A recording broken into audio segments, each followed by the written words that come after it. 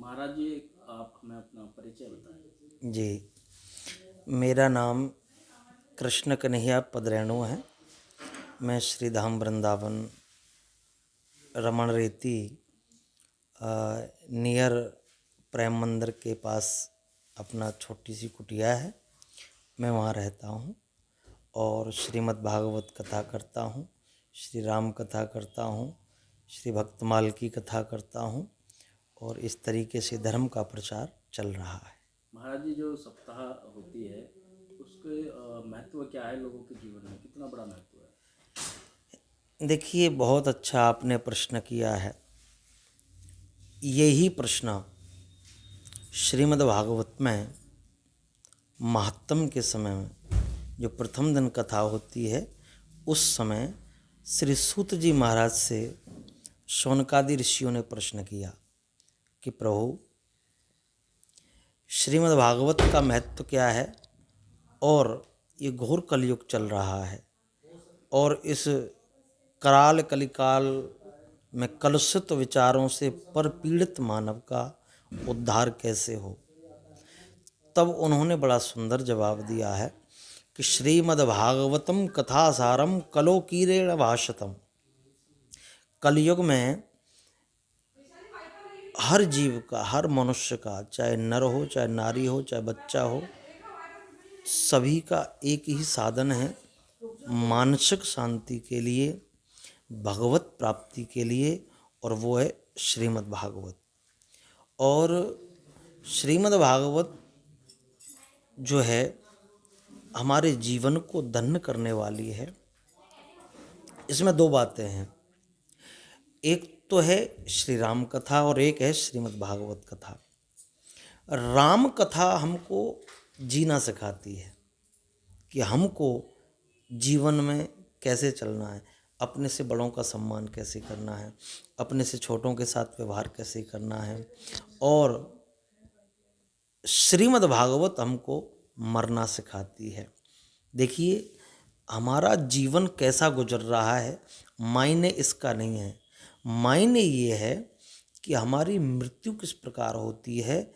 देखिए, कई व्यक्ति ऐसे होते हैं कि कई महीनों तक बीमार पड़े रहते हैं, हॉस्पिटलों में पड़े रहते हैं, खाना पीना नहीं होता है, बड़ी दुर्गति होती है। तो भागवत कथा हमको यही सिखाती है कि हमारी मृत्यु कैसे सरल हो और हमारा जो जीवन है मृत्यु के पश्चात जो लोग याद करते रहें कि हमें अपने जीवन में कैसे जीना है, यही सब भागवत कथा सिखाती है। एक और सवाल मैं करना चाहूँगा कि जी जो भागवत जो करते हैं संत महात्मा, जी इनका कुछ मतलब हमें मतलब ये कैसे ज्ञात होगा कि मतलब ये भागवत करते हैं? कुछ पद्धति, जैसे हमने 12वीं पास कर ली तो 12वीं का सर्टिफिकेट मिल गया हमें। जी जी जी हाँ, क्योंकि आज देख रहे हैं संत महात्मा मतलब बहुत घूम रहे हैं। जी जी जी आपने बहुत अच्छा प्रश्न किया है। देखिए, भागवत कथा आजकल लोगों ने खेल बना दिया है। वैसे इसकी डिग्री होती है। पहले ऐसा होता था कि पहले बच्चे गुरुकुलों में विद्या अध्ययन करते थे। गुरुकुलों में बच्चों को किया जाता था, गुरुओं के सानिध्यता में बच्चों को रखा जाता था और वहाँ विद्या अध्ययन करते थे। तो इसकी जो का संस्कृत व्याकरण की पढ़ाई होती थी, उपनिषद पढ़ाए जाते, वेद पढ़ाए जाते, इन सब की डिग्री होती, जिसमें शास्त्री की डिग्री होती है, आचार्य की डिग्री होती है, और तो और पीएचडी भी होता है इसमें। तो डिग्री करने के बाद, पढ़ने के बाद, गुरु के सानिध्य में रहने के बाद जो ज्ञान प्राप्त होता है, भागवत प्रवक्ता का व्यासपीठ से वाणी के द्वारा ही पता चल जाता है। आजकल बड़ा विचित्र माहौल बन गया है।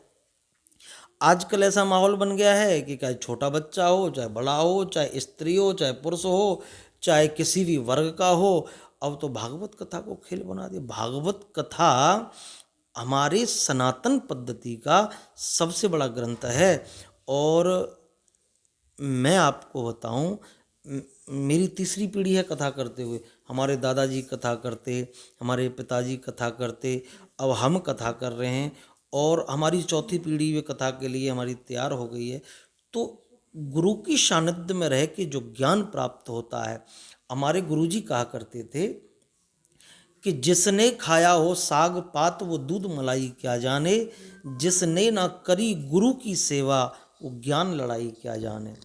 तो श्रीमद् भागवत में 12 स्कंद हैं, 18,000 श्लोक हैं, 335 अध्याय हैं। तो बड़ा सरल तरीके से जब गुरु लोग हमको पढ़ाते हैं, उन सब श्लोकों का ज्ञान कराते हैं, बड़ा आनंद का अनुभव होता है। आजकल तो ऐसा माहौल चल गया है कि किसी भी गुरु के सानिध्य में, किसी की व्यास जी के सानिध्य में कोई लोग आ जाते हैं, 2 कथाओं में रहे, तीसरे में वो खुद ही कथावाचक बन जाते मेरा हैं। अंतिम सवाल है, एक लास्ट सवाल है। आज हम देख रहे हैं कि समाज में धर्म के प्रति लोग जागरूक नहीं है। जी धर्म बिल्कुल खत्म करते हैं, क्योंकि अब युवा पीढ़ी हो रही है वो धर्म के प्रति नहीं है बिल्कुल। इसमें क्या संदेश देना चाहोगे आप? देखिए, ऐसा भी नहीं है कि धर्म के प्रति लोगों का रुझान नहीं है। आज से 25 साल पीछे जाइए, भागवत कथाएं बहुत कम होती थीं। आज भागवत कथाएं जगह जगह हो रही हैं। मैं युवा पीढ़ी का थोड़ा, जो आजकल थोड़ा इंग्लिश मीडियम लोग पढ़ने लगे हैं, थोड़ा धर्म के प्रति रुझान हल्का सा कम हुआ है। गुरुजी, अभी जैसे आपने पहले बोला था भागवत कथा बहुत ज्यादा हो रही है, परंतु जैसे आपने बताया कि आज तो ये खेल कर दिया है। जी बताता हूँ क्या मैं। पता वो खेल ही कर दिया हो तो शायद। उसी विषय पे मैं बता रहा हूँ आपको।